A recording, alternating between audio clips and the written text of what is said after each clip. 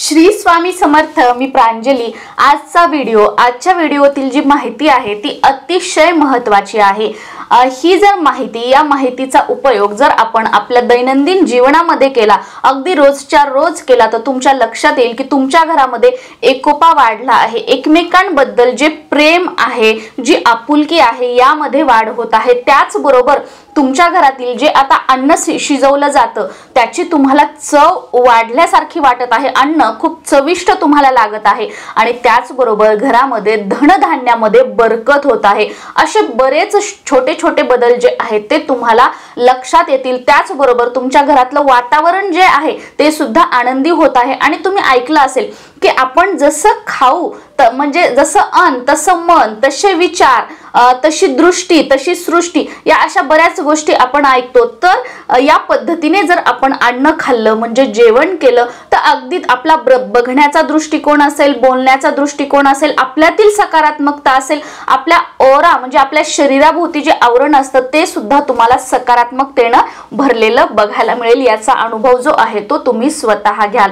तर सर्वात अगोदर जेवण करताना कधीही मांडीवर पोळी ठेवून किंवा हातात पोळी घेतली, आपण कुठेतरी टेबलवर असेल, बेडवर असेल, वाटी ठेवली, त्याच्यामध्ये तुकडा तोडून आपण खातोय, असं अजिबात करू नका। तुमच्या घरामध्ये बरकत राहणार नाही, नवरा बायकोमध्ये भांडणं होतील आणि त्याचबरोबर आपल्या घरामध्ये नकारात्मकता राहील। मुलांना सुद्धा आपल्या तसंच वळण लागेल, कारण आपण ज्या गोष्टी करत असतो तेच बघून आपले मुलं वागत असतात आणि त्याच गोष्टी ते पुढे चालवत असतात।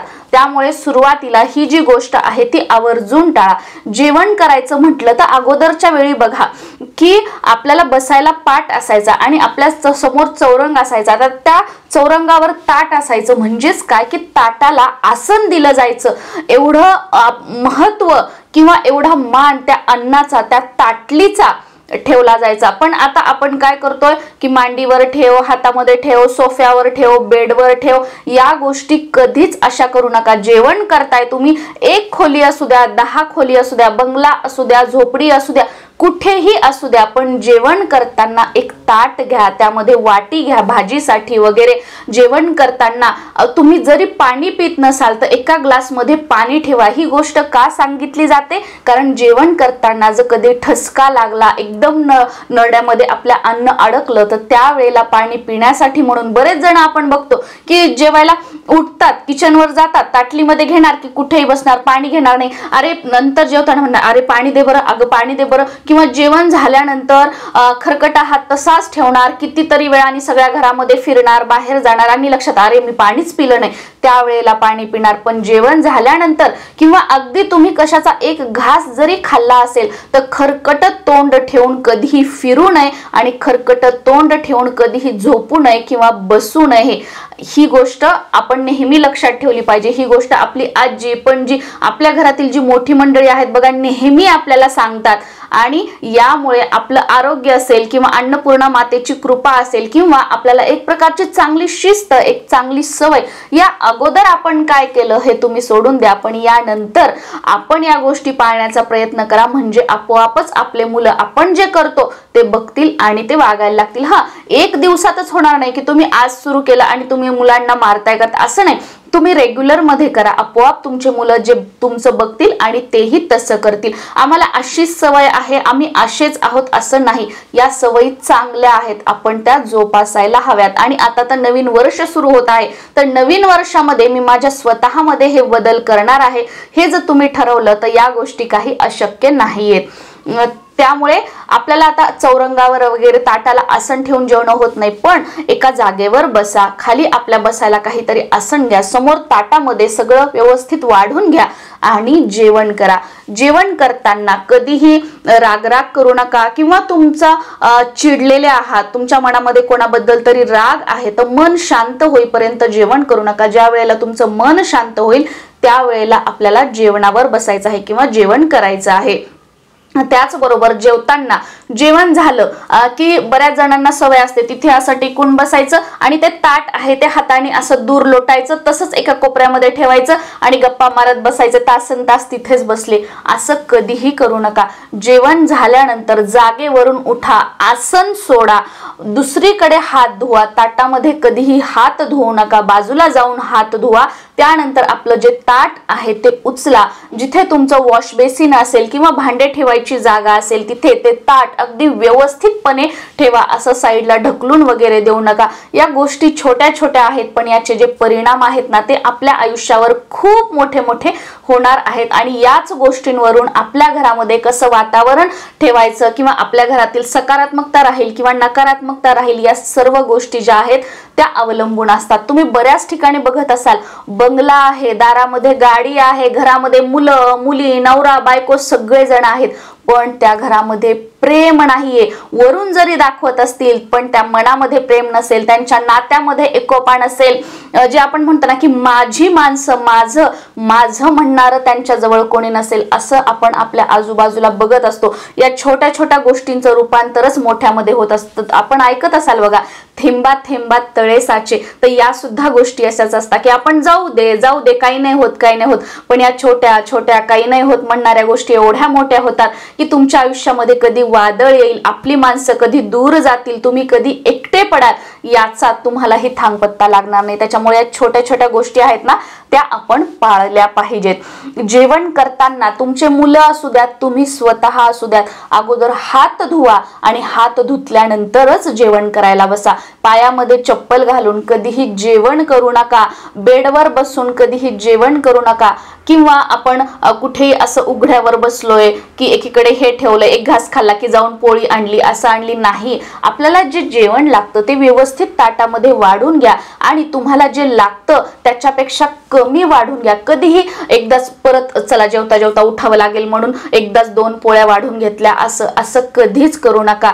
एक पोळी, वरण, भात, भाजी जे काही तुम्ही बनवलं असेल ते आपल्याला जेवढं लागतं त्यापेक्षा कमी घ्या आणि परत जर आपल्याला लागलं तर आपण परत घ्या. पण ताटामध्ये उष्ट अन्न हे कधीही ठेवू नये आणि ते फेकून देऊ नये. जेवण करताना कधी मच मच मच मच आवाज करू नका. जेवण सावकाश करा की आपल्या बाजूला जरी कोणी बसला असेल ना की त्याला किळस येऊ नये. या पद्धतीने आपण कधीही जेवण करू नये आणि जेवायला कधी न भेटल्यासारखं गप गप गप आपण खातोय असं कधीही करू नका. तुम्हाला कितीही भूक असू द्या, बघा तुम्ही असेल मी असेल आपण प्रत्येक जण कोणीच आपल्या पोटापेक्षा किंवा भुकेपेक्षा जास्त कोणीही खात नाही आणि तुमचंच घर आहे, तुमचंच अन्न आहे, तुम्ही शिजवलं आहे, तुम्ही पुरतं केलेलं आहे. त्यामुळे अगदी व्यवस्थित त्या अन्नाचा मान ठेवून एक एक घास खा. बऱ्याच जणांना सवय असते बघा, अगदी चतकोर पोळीचा एक घास करतात आणि ते तोंडामध्ये टाकतात. असं कधीही करायचं नाही. आपलं तोंड फुगणार नाही किंवा त्याचा मचमच आवाज येणार नाही एवढं साधं आपल्या तोंडामध्ये टाका की नॉर्मलपणे आपण त्याला चावू शकू. की ते विचित्र आवाज किंवा विचित्र मोठं तोंड होईल असं कधीही करू नका. हे तुम्हाला म्हणजे वाटत असेल की अरे हे काय आहे, असं केल्याने काय होतं, पण याचा परिणाम आयुष्यामध्ये पुढे तुम्हाला नक्कीच नकारात्मक परिणाम बघायला मिळेल. त्याचबरोबर कधीही बऱ्याच जणांचं असतं बघा की खरकट अन्न, चला मला चतकोरच पोळी खायची होती, अर्धी पोळी, आता मला ही जी पोळी आहे ना ही जात नाही, तर ती पोळी तशीच ठेवायची, परत ते किचन मध्ये ठेवायचं किंवा खरकट्यामध्ये टाकून द्यायचं. असं अन्न कधीही टाकून देऊ नका. जे आता माझ्या आजूबाजूला माझे मित्रमैत्रिणी असतील किंवा माझ्या घरातील जे कचरा नेणाऱ्या मावशी असतील किंवा माझ्या घरामध्ये जे पाहुणे मंडळी असतील, माझे सगळे जे नातेवाईक असतील, सगळे तुम्हाला माझ्याबद्दल एक गोष्ट सांगतील आणि मला सुद्धा याचा अभिमान आहे की माझ्या घरामध्ये तुम्हाला कधीही खरकट दिसणार नाही. माझ्या घरामध्ये तुम्हाला खरकट म्हटलं तर भाजीच्या ज्या साली असतील किंवा असं वांग्याची भाजी असेल तर त्याचं खालचं असेल, हे आपण माझी अगदी 7 वर्षाची मुलगी आहे ती सुद्धा तुम्हाला कधीही ताटलीमध्ये खरकट टाकलेली दिसणार नाही. कारण या ज्या गोष्टी आहेत जेव्हापासून आम्हाला कळत होतं किंवा कळत नव्हतं तेव्हापासून आम्ही या गोष्टी फॉलो करतोय. आणि कधीही बघा तुम्ही कितीही श्रीमंत झाले, तुम्ही कितीही काही झाले तरी मी शिळं अन्न खाणार नाही किंवा नाही आमच्याकडे हे नाही, कुठेही तुम्ही गेला टॉपवर, पण त्या अन्नाची किंमत ठेवा, त्या अन्नाचा मान ठेवा. मी भलेही आज माझ्या अकाउंटला लाखो रुपये असू द्या, काही माझं काही असू द्या, तर पण माझ्या घरात शिळ अन्न कधीही टाकून देत नाही. मग तुम्ही चूक करताय, तुम्ही जास्तीचं अन्न शिजवताय, तुम्हाला माहितीये की नाही, म्हणजे तुम्ही खात नाही किंवा तुम्ही हे करत नाही, पण कधीही टाकून देऊ नका. कारण आता जे आपण बोलतोय, म्हणजे जे रोवतोय, जे बी आपण जमिनीमध्ये पेरतोय तेच उगवणार आहे. तुम्ही जे आता कर्म करताय, जे उथलेलं मातलेलापणा जे करताय ते तुम्हाला परत फिरवून येणार आहे. अगोदर तरी म्हटलं जायचं की पुढच्या जन्मामध्ये आपल्याला फेडावं लागेल, पण आता कलियुग आहे. जे तुम्ही आता करताय ते तुम्हाला आत्ताच भरायचं आहे. त्यामुळे विचार करून ज्या प्रत्येक गोष्टी आहेत त्या आपण केल्या पाहिजेत. कधीही जेवण करताना उत्तरेला आणि पूर्वेकडे तोंड करून आपल्याला जेवायचं आहे. दक्षिणेकडे आणि पश्चिमेकडे तोंड करून आपल्याला जेवायचं नाहीये.